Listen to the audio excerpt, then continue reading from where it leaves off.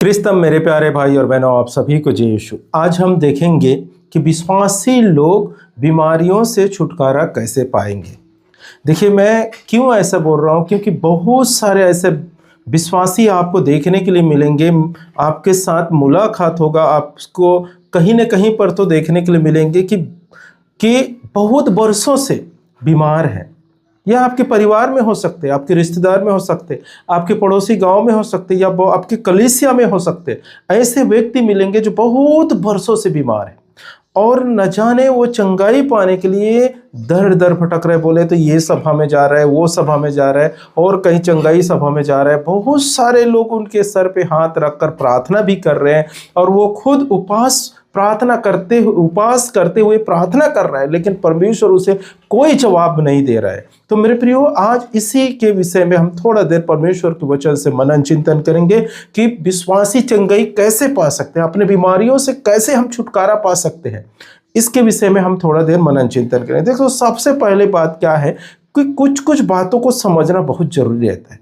अगर जब तक हम कुछ बातों को समझ ही नहीं पाए तो क्या है, हमें उस सफलता प्राप्त करना बहुत मुश्किल है, कठिन है मेरे प्रिय। यदि हम उस बातों को समझ जाए, कुछ बातों को समझ जाए, तो फिर सफलता प्राप्त, बोले तो बीमारी से चंगाई पाना बिल्कुल कठिन नहीं है, आसान हो जाएगा। तो सबसे पहली बात क्या है मेरे प्रियो कि देखिए, जितने भी विश्वासी बीमार हैं, अपने समस्या से लदे हुए हैं, गरीबी में पड़े हुए हैं, जो भी विश्वासी है, 10 साल 15 साल 20 साल के विश्वासी, और निरंतर प्रार्थना कर रहे हैं, वो लोग बीमार पे बीमार है, उससे छुटकारा नहीं मिल रहा है। उन सब विश्वासियों को अक्सर क्या करते, जहाँ कहीं भी जाते हैं प्रार्थना के लिए, उन्हें एक बात कॉमन है, एक बातों को बताते हैं कि आप विश्वास कीजिए भाई, आपको परमेश्वर चंगाई देगा।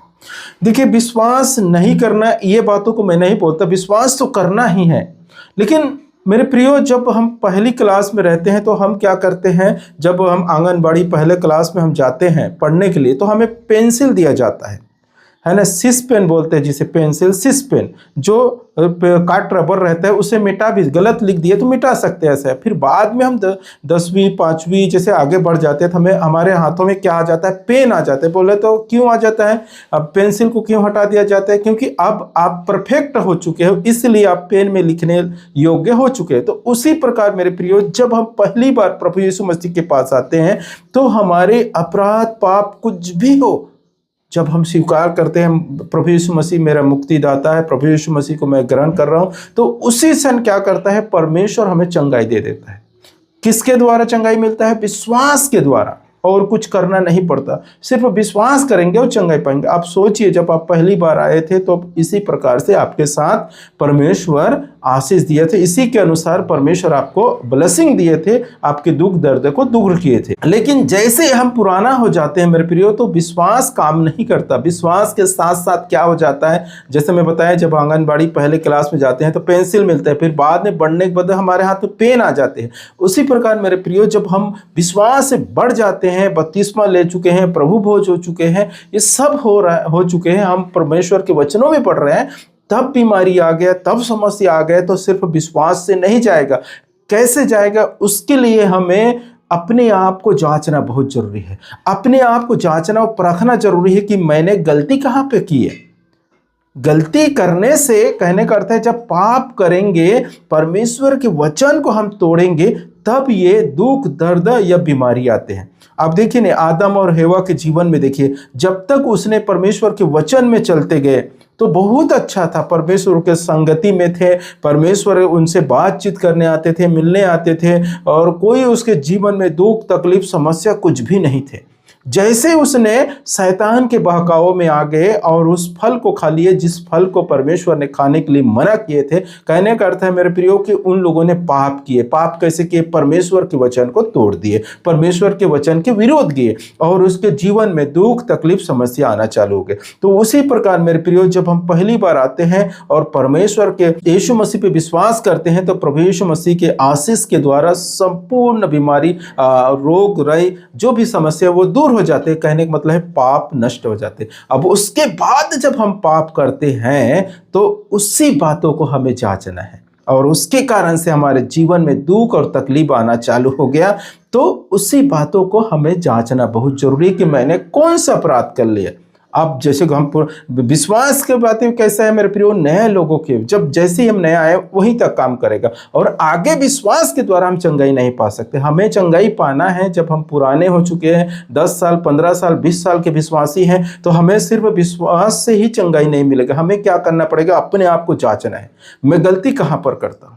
क्या जिस प्रकार आदम और हेवा ने परमेश्वर के वचन को तोड़ा, उसी प्रकार मैं भी कौन से वचन को तोड़ रहा हूं। हो सकते हैं अपने पड़ोसी से आप प्रेम नहीं करते, उससे मन मुटाव करते हैं। हो सकते हैं अपने माँ बाप की सेवा नहीं कर पाते, ये भी परमेश्वर की आज्ञा है। हो सकते आप जो मानव जाति है, जिसे परमेश्वर ने कहा है कि वो संपूर्ण मानव जाति मेरे जो ईश्वर के प्रतिरूप है, तो उनसे प्रेम करते हैं कि नहीं, ये सब चीज, या चोरी कर रहे हो क्या, व्यभिचार कर रहे हो क्या, ये जो भी अपने अंदर गलती है, पाप है, उससे जांचना पड़ेगा।